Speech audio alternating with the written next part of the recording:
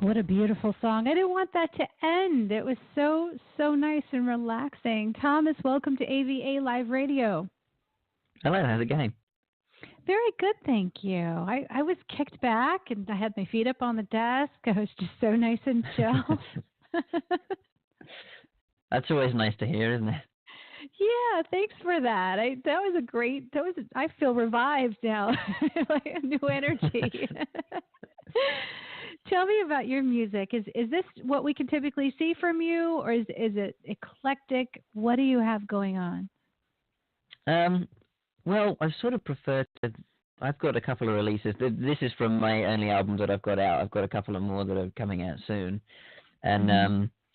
I like to have each album or each release, whatever it is, an album or an EP. I prefer to sound pretty wholly contained. I like to put on when I listen to other albums. I like to put an album on and it all the songs sort of are within the same kind of vein. I like it Hmm. where I like Pink Floyd and music like that, where an album, all the songs sit together well on an album. But I also like to, I get kind of bored with writing the same sort of sound too much. So each release, I like to sound a little bit different. A lot of my favorite artists do that. Sure, absolutely. What most inspires you to write? Are there certain artists that, like you said, you like Pink Floyd, but what else inspires you? How do you Well, make it those depends. choices? Musically, musically, I know less. Let's start with lyrically first because I've actually got something to talk about there. Oh, good. Um, I've got, I used to carry a notepad around. Now that we have smartphones, I don't have to do that anymore. I keep, yeah, I know. Whenever I have an idea that usually it's, a line that I think sounds good or something like that, I'll put it in there. Or if there's a topic Mhm. that I think sounds good, then I'll write that down. And either I'll read through that when I'm bored and get an idea for a song by putting a couple of things together, or sometimes there's a specific thing that I think would be good to sit down and actually write a song about. Like in the case of that song, I specifically had an idea of. I guess it was when I was first starting writing music, and I was disillusioned with the industry, so I thought I'd Aw. write a song Yeah. about that. And but musically, don't know if I can tell you that much about it. I sit down with a guitar or whatever, usually a guitar. I play a couple of instruments, but mainly the guitar. And And you just get in that chill zone and just start creating. Is it just it's just a natural kind of yeah, flow? usually.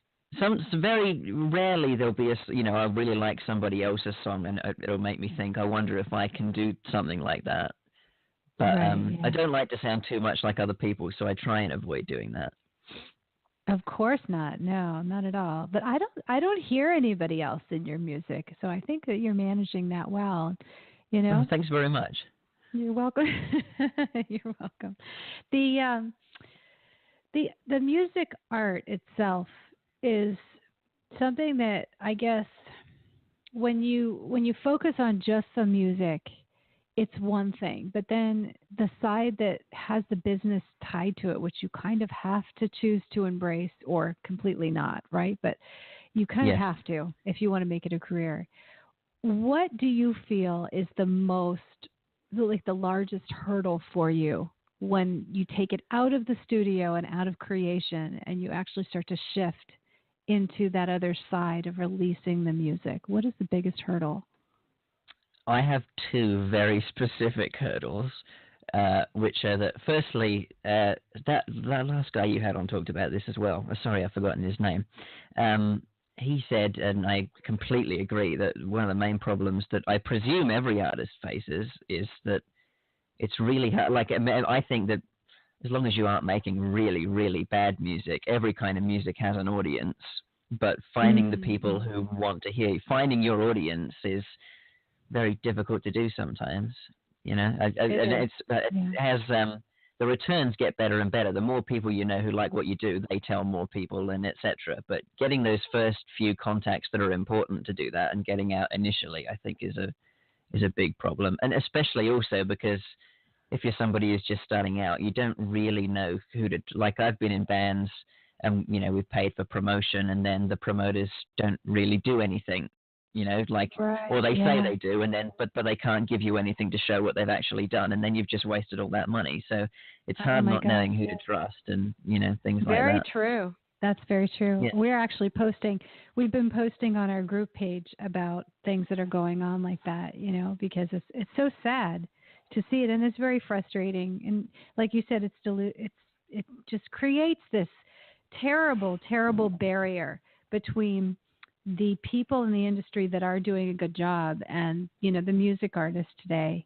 Luckily, though, I can tell you this from the perspective that we're in and the people that we deal with, it's a small group of really good people that do great yeah, jobs by artists. Everyone else is pretty new because social media is such a baby still that there are yeah, so many companies jumping in saying that they are the next PR company. But really, you can't fake those numbers. And what it ultimately comes down to is there's the side of the tech world that buys their numbers, but you can directly see whether people are engaged and responsive. And it's not yes, that hard if you dig to actually find out, because you just have to really look at them and say, okay, where are their numbers? Who is actually saying something about their brand? Look up hashtags, kind of do some digging, and then you'll see the ones that are, legitimate and affordable, and the ones that are, just completely fly by nights and just popping up on the scene.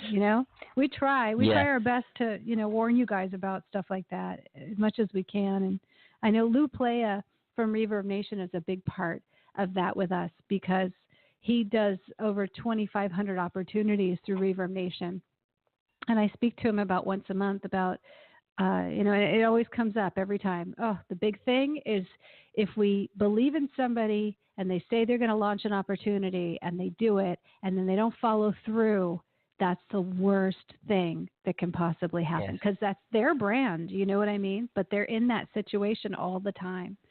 So unfortunately, you just have to do that due diligence for sure. Thomas? yeah. I'm That's I'm what I find as wondering, well. how do you feel about building an artist brand versus the single that you come out with? How much of a disconnect have you noticed in finding that niche for yourself, if you should switch at all? And that we talked a little bit about that in the last episode with Janapriyan, is that he's very eclectic when he designs, yet there's certain things that are standing out for him and he doesn't want to embrace those. But where do you think the Yeah. huge in doing that is? It is difficult. I know exactly what he means when he says that. Yeah, it's hard. I say, it's hard to say. I find usually in musical terms anyway, I find that if I ever get stuck somewhere where I think, maybe I've written a guitar part and I think, oh, that sounds like something that I would do. You might expect to hear that if you listen to my music. I might, Right. to put the guitar down and get a slide guitar or a piano and try something completely different. But then in the end, musically anyway, I would always go to whatever suited the music best, So if that meant maybe going and doing something a bit stereotypical, then if it makes it a better song, I'm more than happy to do that. Mm-hmm. In the sense of having the brand, it's sort of a more difficult question to answer, because if you have it, sometimes I'm sure most artists would agree that sometimes it feels like a compromise to feel like you have to to put yourself out on. It feels like a Limit yourself. superficial thing sometimes to have a brand, Right. Yeah, it but does. I don't know. But then again, I'm sure most people would also agree that it's probably a worthwhile thing to maybe cash in on that in the beginning, because then it puts you in a position where you get a bigger audience and then you have more of a scope to expand and do different things. Right. It's funny because this seems to be the topic of conversation, on the episode today, because we had Victoria Watts earlier, who is clearly, singer-songwriter, but she clearly has a message to her music, and she clearly, it stays within that. That's just naturally where she lies. But then you've got Yes. Charlie Miller, who is Southern country, but he would be open to collaborating with hip-hop artists, which is completely out of the scope of what you would think of Charlie Miller, right? But because Yeah. he's a songwriter at heart, he's willing to do that. And then you've got Janapriyan, who is designing more Indian kind of styles right now, but wants to dabble in all kinds of other things. My thing, I'm thinking overall, is that It really does. This is the big shape up of, do we launch and market the single, or do we launch and market the artist's current album? Because Yep. of course, very rarely are you going to make an album that's so eclectic that it doesn't tie in with one niche. But a Yes. single is such a fast launch. It's such a quick, it's almost over before and you're on to the next one. It's such a quick launch that you can't really identify the entire brand as a result of that one single. And that's where Yes, we that's true. lie. That's the big hurdle that we lie in right now, because singles are the king, right? You're known for your last single, and it kind of identifies you. Yeah, that's definitely true. It's amazing. I guess, it's easy if the artist has put out a good single and a terrible album. In that case, I'd say definitely promote the single. Yeah, for sure, right? But it's the money is in the niche. It really is, Thomas. The money is in the niche. And if you really want to make money in this industry and not just be, the singer-songwriter, you've got to be very, very crafty, because you're either going to have to tap onto a specific message for you as a personal brand, and then make your music as kind of a second to that message. So like everything would stream around your personal brand, but the music you create wouldn't be in the forefront as much because it's so eclectic. So that way people focus on the brand and knowing that they can expect something diverse from you, and you never know where that's going to shift. And then the other side would, of course, the direction that I. Yeah, Sorry, right. go on. So I would think no, that's definitely where a lot of artists are today, and I think that it does make it more of a hurdle, doesn't it?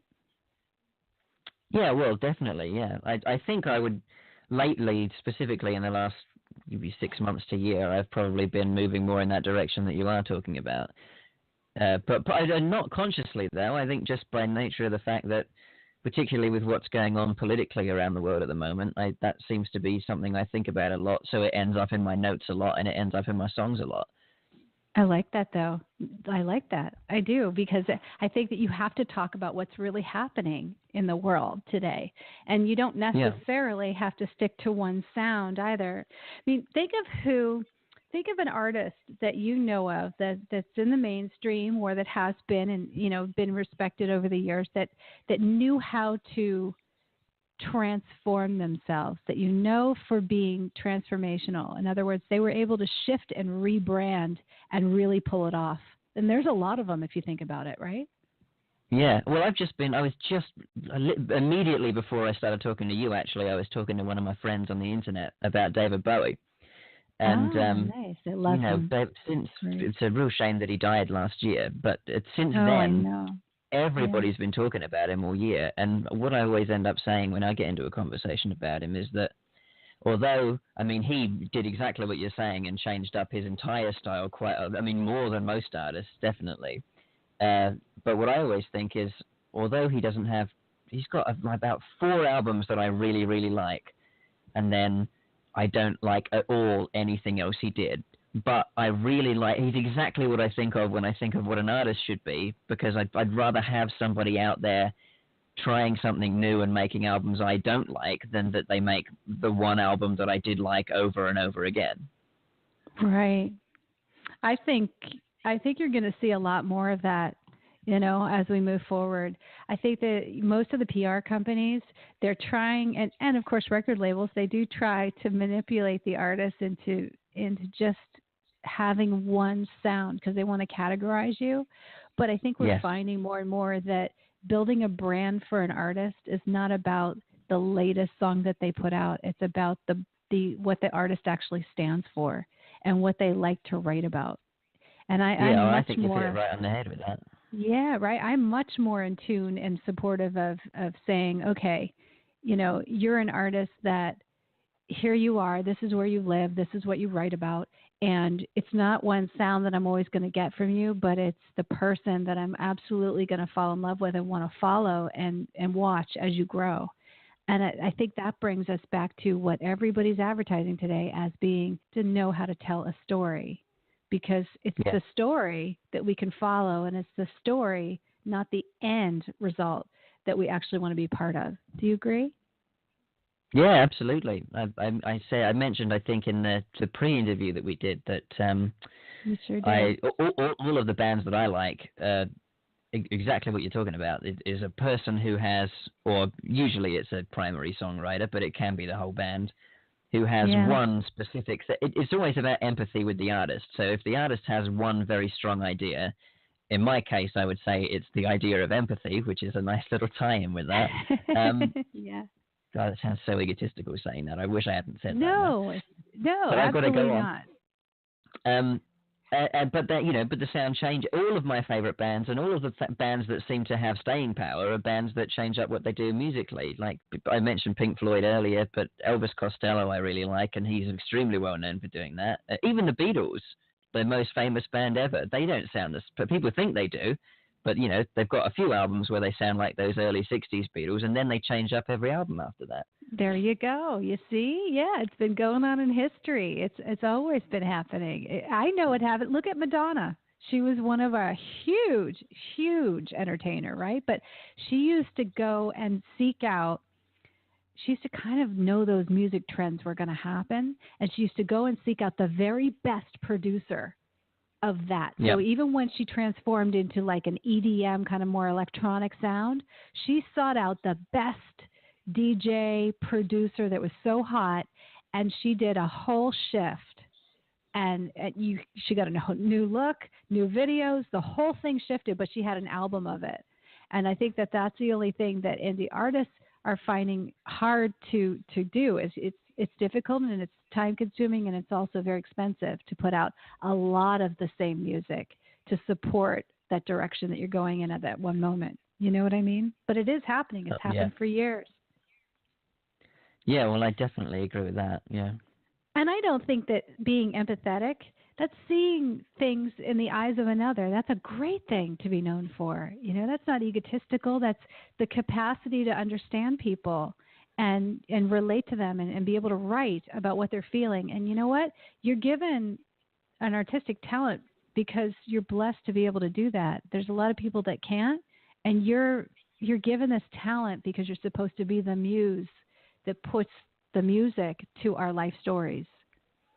Well, I don't see that there's any way around it. If you're doing not just music, but any kind of art, it's always it has to be an expression of you. So it always does come down to empathy, unless maybe if you're somebody who's very specifically writing about something that's superficial. But even then, that's still a choice as well. Yeah, and there's still going to be people that totally get it. It's just maybe a little different age group. I love it. This is so great talking to you, Thomas. Thanks for being on the show and being part of our, our movement here at AVA Live Radio. We appreciate you. Thank you very much. Wait. What is coming out next now? You're in Australia, right? So is there a trend you're capturing, or is there something that you're excited about next? Actually, in terms of what's next for me, it's much more straightforward than that. I'm working on an album now that I'm about to put out. I'm still just finishing the recording end, and then I've got to mix and master it. But hopefully that shouldn't take long. And it's a bit of a difference to my previous one because it's a primarily acoustic album, and that just happened because I borrowed a microphone off of a friend of mine, and I really liked the sound of the acoustic guitar through it. So I thought I'd better exploit that. Oh, that's exciting. I can't wait to hear it. When do we have something coming out? Well, there's a couple of songs from it on my Reverb Nation account, which I can't at the moment remember the address for. You can tweet it to me, but I happen to have it right here. You did? ThomasWilliams7 is your Reverb Nation account. Just so you know. That's what it is. I don't know how that 7 got in there. That's what always confuses me. Well, I've got it for you. No problem.